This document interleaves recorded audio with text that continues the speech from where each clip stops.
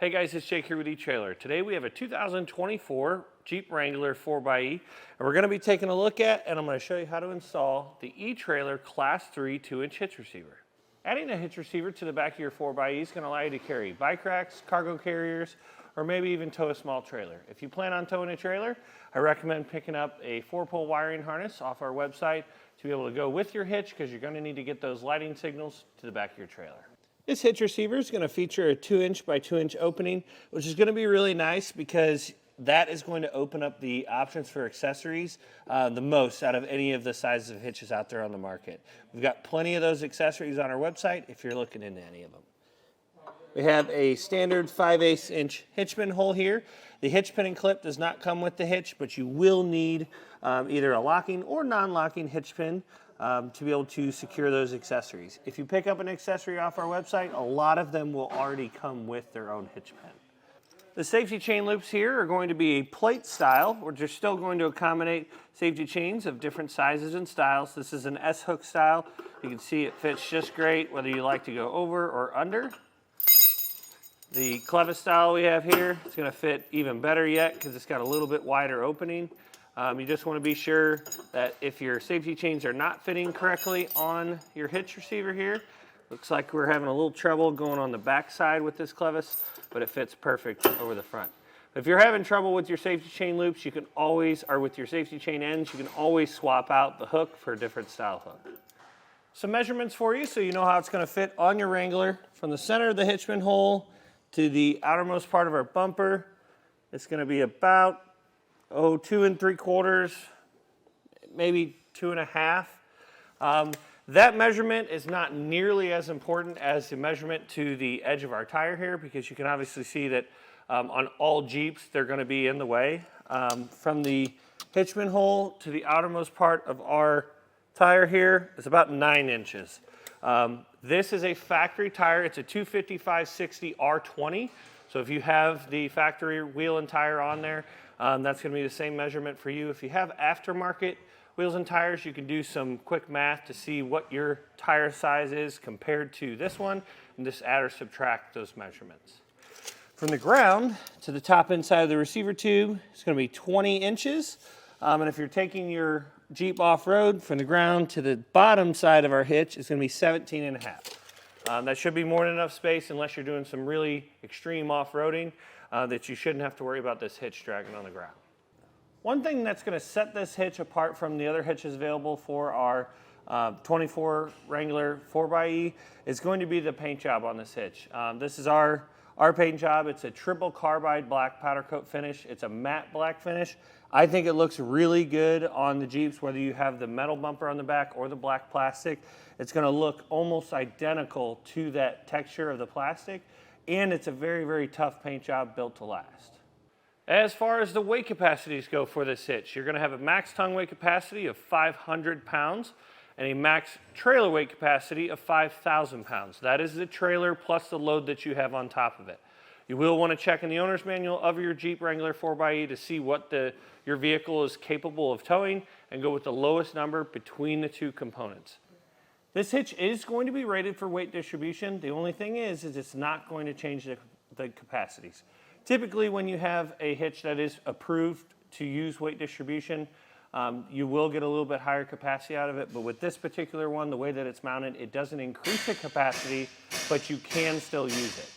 One accessory I always like to recommend people when they're getting a hitch receiver installed on their Jeep Wrangler is going to be some sort of pivoting accessory.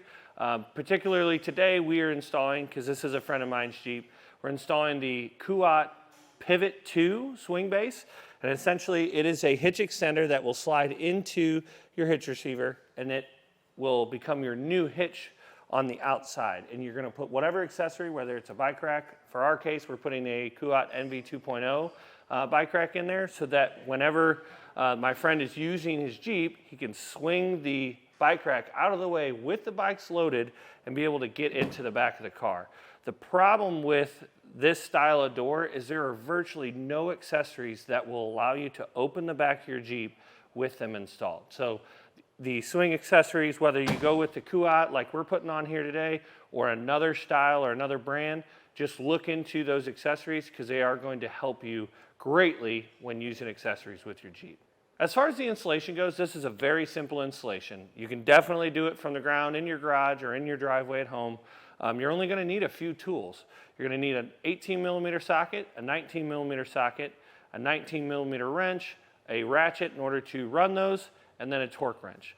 There is one tool that does help with this installation, and I just used a pry bar. You can use a flathead screwdriver, but we're going to have to pry a bracket out just a little bit in order to slide our hitch up into place.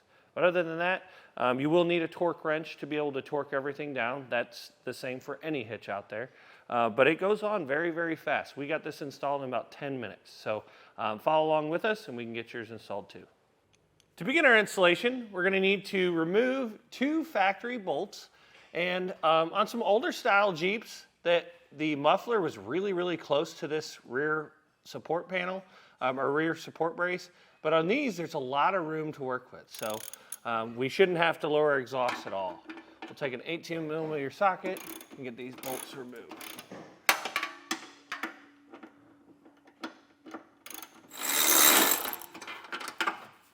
And you want to hold on to these bolts if you had them in place because we will be reusing them. Now, in order to get our hitch in place, we do have this plate where our weld nuts are attached to. And it's just attached to the bumper. So what we're going to do is I'm going to pry back here because those 2 bolts we just took out are going to be our new end bolts.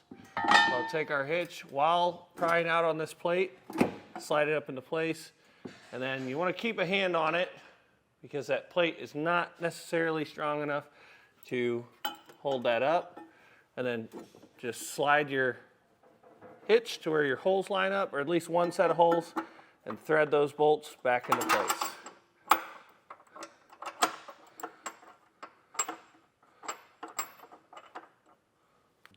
We're going to repeat that process with our other bolts. With your factory bolts, you want to just get the threads started. You want to make sure that you're not cross-threading them, so try to get them started by hand. And then we're going to leave them fairly loose so that we can still move our hitch a little bit if we need to for these other 2 holes. They feel like they're lining up pretty good, but we'll just take our bolts that come in our kit, put a flat washer on them, reach up here, and slide them all the way through. And because these holes are slotted, we are going to want to make sure that our hitch is centered. So you want to come out here, look. It's a pretty good sign if you look at these 2 bolts right here, or these 2 screws, and just make sure that you are straight from side to side. Then take one of your flange nuts and put it on the ends of each of your bolts. Helps if you just spin the bolt side, and then once you get the nut started, you can spin that in. With our hitch centered up, we're going to apply some pressure so that our hitch is going to be flat on the bottom of this hitch, this brace, as tight as we can, and we're going to snug down those factory bolts. For your bolts that came in your kit, you're going to need a 19mm socket. And typically we like to tighten it down from the nut side, but with this bumper being in the way, it does not allow us to. So you need a 19mm socket and wrench. Then we're going to come back and torque down our hardware to the specifications and the instructions. Just keep in mind, you will want to check in your Jeep's owner's manual or on an online source to get the torque specs for the 2 factory bolts. They will be different.